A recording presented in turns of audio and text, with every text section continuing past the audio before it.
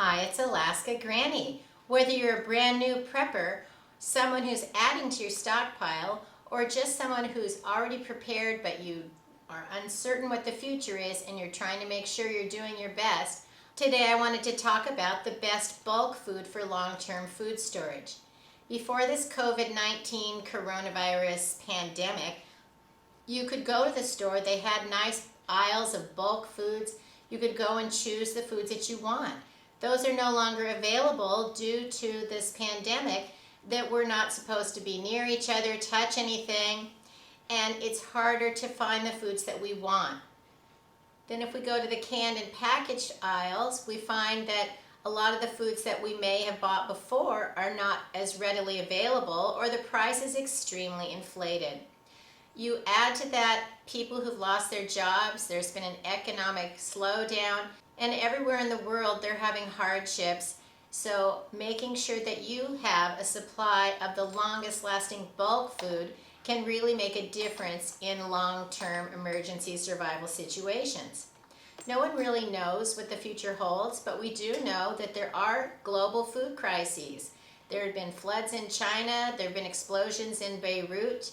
Even in the United States, packing plants have been shut down. Animals have been slaughtered because there was no market for them, or they didn't have the workers to work. Restaurants and schools have been closed, so then things like milk were dumped on the ground. They didn't have the capacity to repackage some of the food while it was fresh to send it to the actual marketplace. You combine that with the amount of people that are going to food banks, food insecurity and hunger can be a reality at any time. The best strategy for the least amount of money is to find the longest lasting bulk foods. Food lasts longest when it's stored in a cool, dry place. You also need to store it out of the light because sunlight degrades your food. What are the top foods that we can find that are inexpensive and easy to store for the longest amount of time? We know about beans and rice because it's true. White rice can last for at least 30 years, and the same with beans. There are lots of different varieties of beans. I prefer pinto beans, white beans, and black beans because they're one-step cooking. Place them in a pot, add water, and cook them until they're done. If you have something like red or kidney beans, those need to be soaked and the water poured off and more water used because they have some sort of a chemical in them that can actually be sort of poisonous. So I will buy red or kidney beans in a can, but I don't try to store a lot of them simply because they require an extra step in preparation. In a long drawn-out emergency, you may not have additional water for soaking and pouring out, and then more water for cooking. So I try to limit the amounts of resources that I need to provide the basic foods.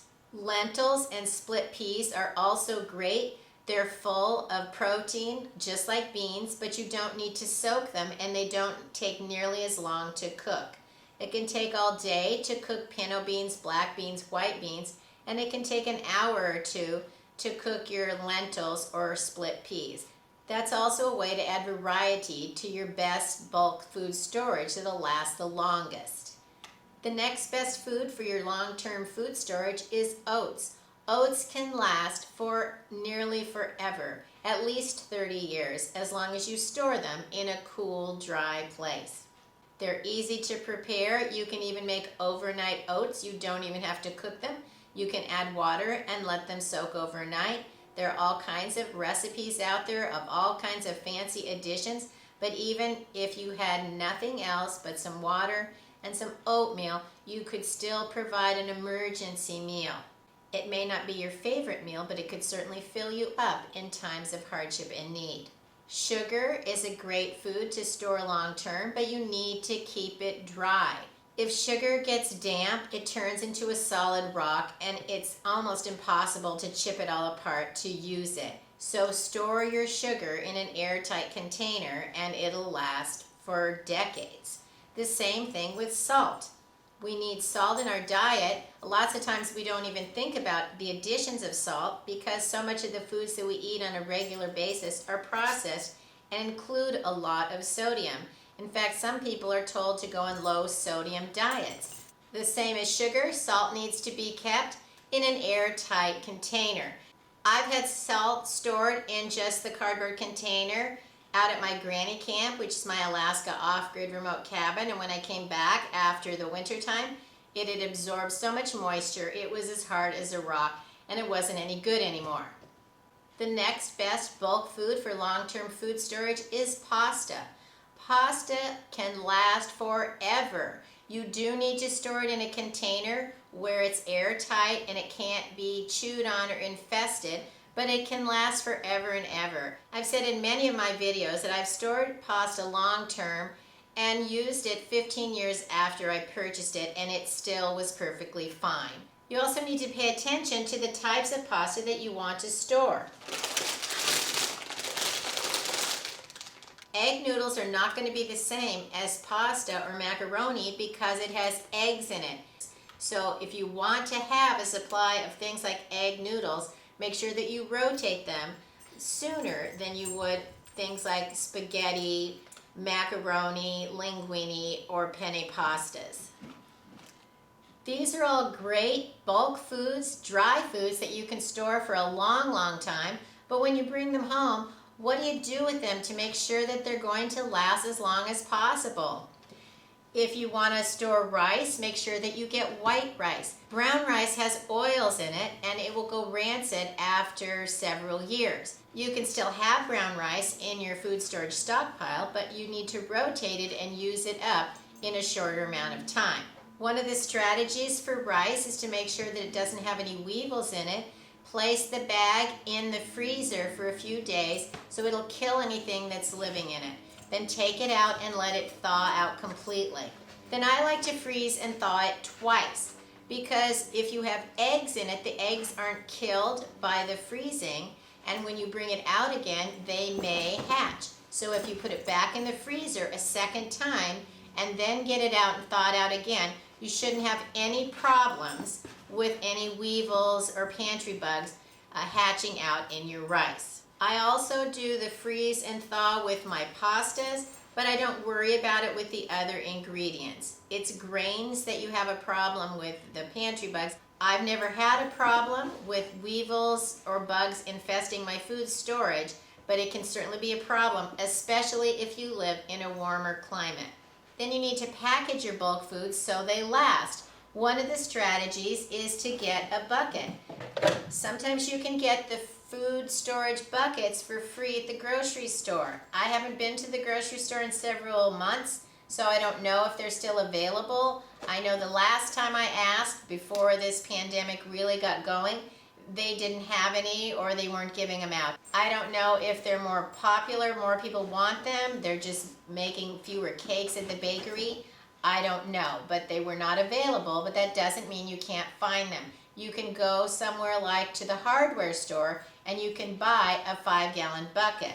You can also find them at places like Walmart, and then you can also find the lids. When you buy the lids, make sure there's the rubber ring gasket around the inside of the lid. That's what's going to seal it so that it's airtight. If that's missing, you're not going to be able to seal out as much of the air as you want. So look carefully when you choose your lids. If you have extra cash and you can find them, look for the Gamma lids. It's a 2-part lid. The ring snaps around the edge of the bucket, and then you can open and close it with the tight-fitting Gamma Seal lid. It has a rubber ring. It seals it up airtight, but you can easily access the food in the bucket.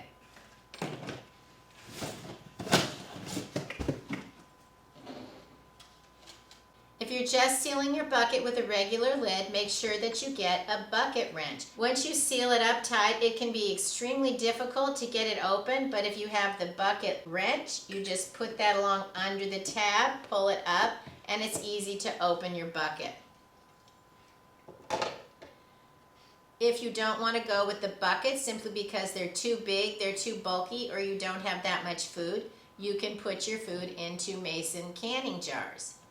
Fill it up, put on a lid and a ring, and that can be enough. Or you can add an oxygen absorber and then tighten up the lid.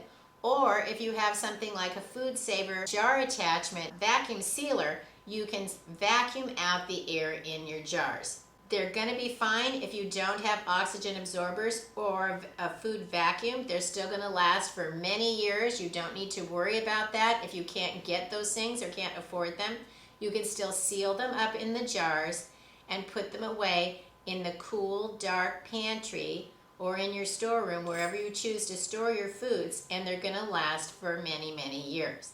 I have a lot of buckets of dried foods. You can just pile the food into the bucket and add the lid.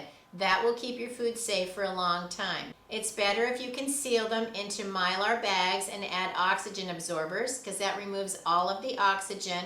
But you can't just store it in a Mylar bag because they get punctured and then they can get chewed up by little rodents and things. But the Mylar bags can get torn and chewed open by pests in your pantry, so you would still need to put it inside of a bucket. And the best way to do that is insert your Mylar bag into your bucket and fill it up while it's already in, so that it curves around and shapes to the bucket and you use up the most space in your Mylar bag as possible.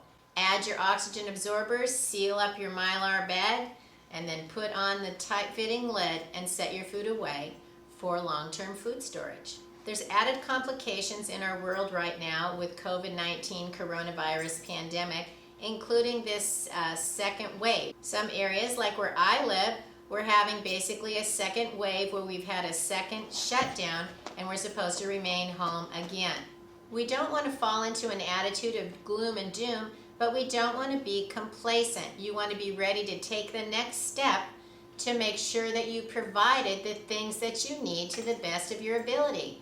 Then it doesn't matter what comes along. You have foods that are shelf stable, they'll last for years and years, and you'll have enough of the things you need to help you through whatever situation comes your way. If you liked my video, I hope you'll share it with someone else who might enjoy it. Learn more at alaskagranny.com, and please subscribe to the Alaska Granny channel. Teddy, what did you do?